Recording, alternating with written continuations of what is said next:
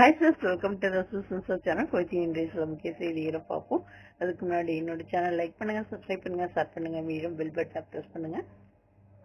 நெருங்கி வரும் அல்லது நடந்து கொண்டிருக்கும் ஆபத்துகள் குறித்து கைபேசி பயனாளர்களுக்கு தெரிவிக்கும் வகையில் வடிவமைக்கப்பட்ட ஒரு சோதனை எச்சரிக்கை அமைப்பு தொடங்கப்பட்டுள்ளதாக அரசாங்க தகவல் தொடர்பு மையம் அறிவித்துள்ளது. தளத்தில் உள்ள தனது அதிகாரப்பூர்வ கணக்கில் பகிரப்பட்ட ஒரு அறிக்கையில் இந்த அமைப்பு ஆரம்பத்தில் ஆண்ட்ராய்டு மற்றும் ஹுவாவே சாதனங்களில் கிடைக்கும் என்றும் ஆப்பிள் சாதனங்களுக்கான ஆதரவு பிற்காலத்தில் அறிமுகப்படுத்தப்படும் என்றும் அந்த மையம் தெரிவித்துள்ளது. ஜிசிசி படி சூழ்நிலையில் தீவிரவாதத்தை பொறுத்து இந்த எச்சரிக்கை அமைப்பு 3 நிலைகளில் செயல்படுகிறது. மிக உயர்ந்த நிலை அவசர நிலைகளுக்கு ஒதுக்கப்பட்டுள்ளது. மேலும் இது உரத்த எச்சரிக்கை ஒளியுடன் வருகிறது. 2ஆம் நிலை வழக்கமான அறிவிப்பு ஒளியுடன் கூடிய SMS வழியாக எச்சரிக்கைகளை வழங்குகிறது. அதே சமயம் 3ஆம் நிலை ஒளியற்ற குறுஞ்செய்திகளை கொண்டுள்ளது. பயனர்கள் எச்சரிக்கை அமைப்புகளை முழுமையாக கட்டுப்படுத்தலாம் என்றும் அதன் மூலம் அவர்கள் விரும்பியபடி அறிவிப்புகளை தனிப்பயனாகவோ அல்லது முடக்கவோ முடியும் என்றும் அந்த மையம் மேலும் கூறியது.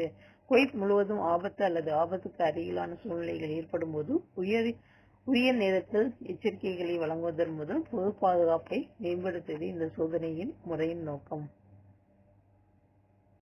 குவைத் நாட்டிலும் பரந்த பிராந்தியத்திலும் நிலவரும் பாதுகாப்பு சூழலை காரணம் காட்டி மறு அறிவிப்பு வரும் வரை அரசு நிறுவனங்களில் பணி நேரம் 1 மணி நேரம் குறைக்கப்படும் என்றும் பணியாளர்களின் வருகை 30% கட்டுப்படுத்தப்படும் என்றும் குடிமை பணியகம் புதன்கிழமை அறிவித்துள்ளது.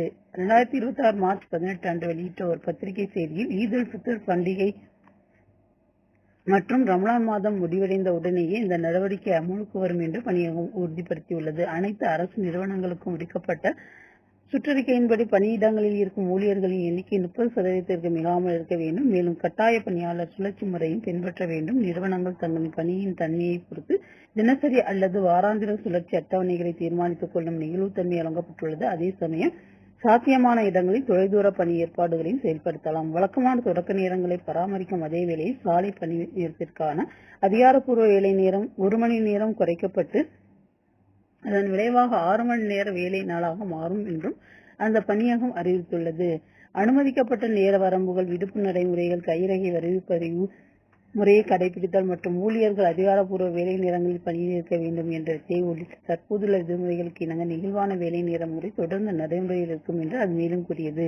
மறு அறிவிப்பு வரும் வரை மாநில பணிகள் தொடர்ந்து இடைநிறுத்தப்பட்டுள்ளதை அந்த அறிக்கை மேலும் உறுதிப்படுத்தியதுடன் இந்த குறைப்பு சட்டப்படி கட்டாயமான சுழற்சி முறை பணிகளை பாதிக்காது என்றும் குறிப்பிட்டுள்ளது. தற்போதைய விதிமுறைகளின் கீழ் குறைக்கப்பட்ட வேலை பதிவிற்கு ஏற்கனவே தகுதி பெற்றுள்ள நிறுவனங்களுக்கு ஒரு நாளைக்கு 4 மணி நேரம் என மேலும் வேலை நேரத்தை குறைக்க வேண்டும்.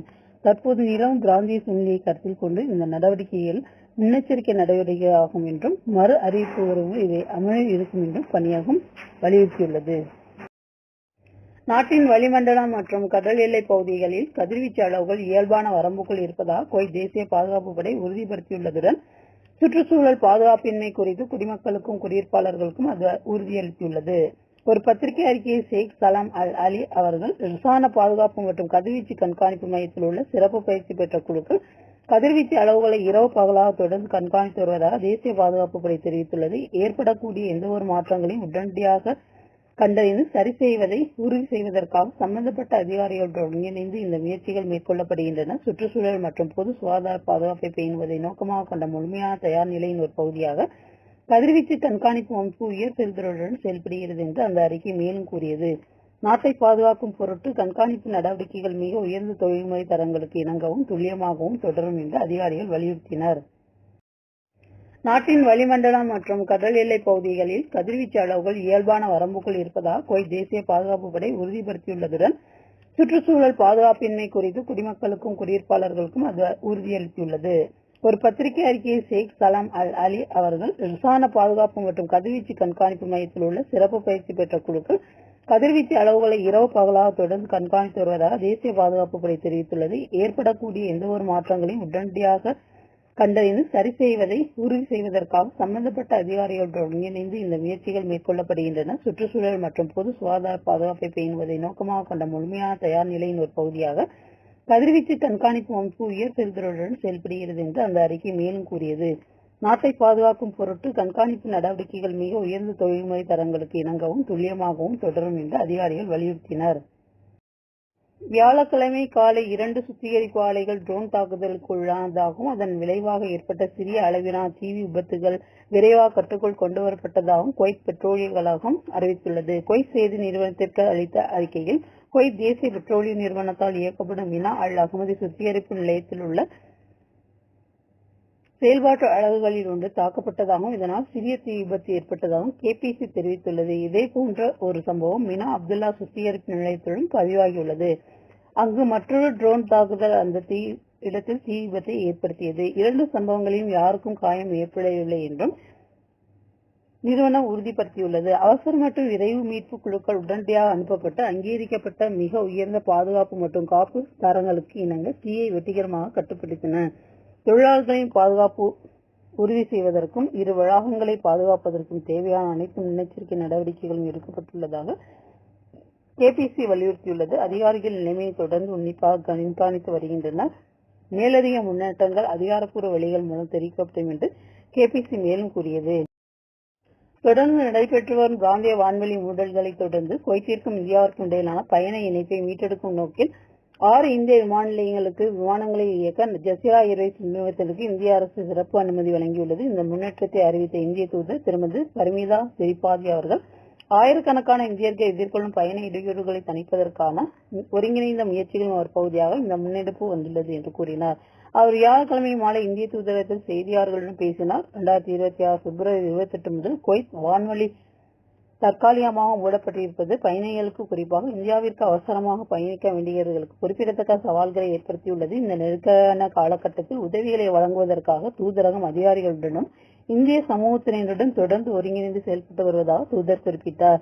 ரியாத்தில் உள்ள இந்திய தூதரகம் மற்றும் சவுதி அரசாங்கத்துடன் ஒருங்கிணைந்து ஈராக்கிலிருந்து சவுதி அரேபியாவுக்கு பயணம் செய்பவர்கள் உட்பட அவசர பயணம் செய்யப்படும் நபர்களுக்கு சவுதி விமான நிலையங்கள் வழியாக பயண பரிமாற்றத்தை எளிதாக்குவதன் மூலம் நாங்கள் உதவி வருகிறோம் என்று அவர்கள் கூறினார்.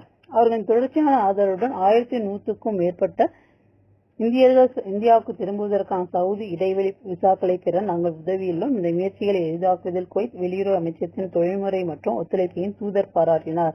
இறந்தவர்களின் உடல்களை தாயகம் கொண்டு வருவது உள்ளிட்ட மனிதாபிமான கவலைகளை கையாளுவதற்காக தூதரகம் குவைத் அதிகாரிகளும் நெருக்கமாக பணியாற்றி வருகிறது. வான்வெளி மூடப்பட்டுள்ளதிலிருந்து இதுவரை 17 உடல்களை நாங்கள் கொண்டு வந்து சென்றுள்ளோம். இந்த செயல்முறையை மிக குறுகிய காலத்தில் எங்களால் முடிக்க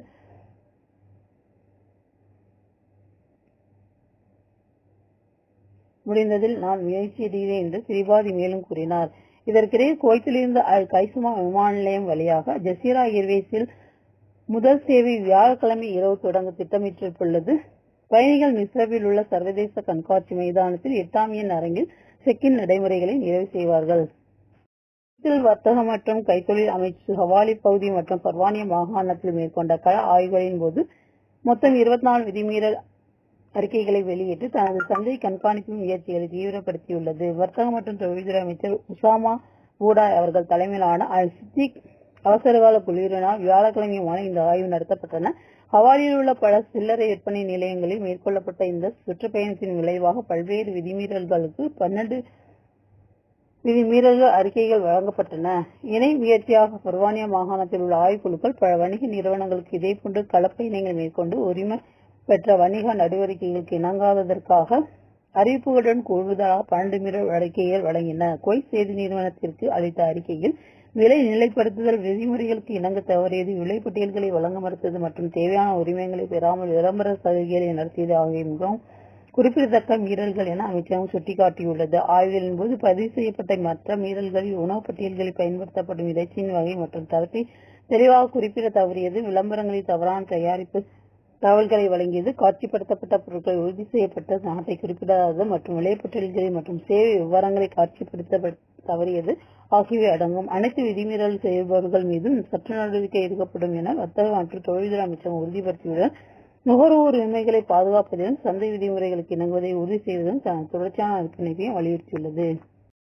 குவைத்தில் வெள்ளிக்கிழமை அதிகாலையில் மினா அல் அகமதி சுத்திகரிப்பு நிலையத்தை குறிவைத்து நடத்தப்பட்ட ட்ரோன் தாக்குதலில் மனித உழைப்புகள் எதுவும் ஏற்படவில்லை என குவைத் பெட்ரோலியம் கார்ப்பரேஷன் உறுதிப்படுத்தியுள்ளது. குவைத் செய்தி நிறுவனத்திற்கு வழங்கிய அறிக்கையில், குவைத் தேசிய பெட்ரோலிய நிறுவனத்தால் இயக்கப்படும் சுத்திகரிப்பு நிலையம் பல ஆளில்லா விமான தாக்குதலுக்கு உள்ளானதாகவும் அதன் விளைவாக பல பிரிவுகளில் தீ விபத்து ஏற்பட்டதாகவும் கேபிசி தெரிவித்துள்ளது. இந்த சம்பவத்தால் யாருக்கும் காயமோ உயிரிழப்போ ஏற்படவில்லை என்று முதற்கட்ட மதிப்பீடுகளின்படி அந்நிறுவனம் தெரிவித்துள்ளது. தீயணைப்பு மற்றும் அவசரகால மீட்பு குழுக்கள் உடனடியாக சம்பவ இடத்திற்கு அனுப்பப்பட்டு தீயை அணைக்கும் முயற்சிகளை தொடங்கின. மேலும் முன்னெச்சரிக்கை நடவடிக்கையாக பாதிக்கப்பட்ட பல பிரிவுகளை அதிகாரிகள் மூடியதுடன் தொழிலாளர்களை பாதுகாக்கவும் ஏற்படக்கூடிய சேதங்களை குறைக்கவும் தேவையான அனைத்து பாதுகாப்பு நெறிமுறைகளையும் செயல்படுத்தினார். நிலைமை விரைவாக கட்டுப்பாட்டிற்கு கொண்டுவரப்பட்டதாகவும் குழுக்கள் நிலைமைகளை தொடர்ந்து கண்காணித்து சுத்திகரிப்பு நிலையத்தை செயல்பாடுகளின் பாதுகாப்பு மற்றும் நிலைத்தன்மையை உறுதி செய்து வருவதாகவும் கேபிசி வலியுறுத்தியது.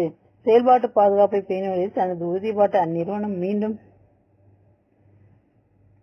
வலியுறுத்தியதுடன் இந்த சம்பவத்தை தொடர்ந்து மேலதிக மதிப்பீடுகள் நடைபெற்று வருவதாகவும் உறுதிப்படுத்தியது.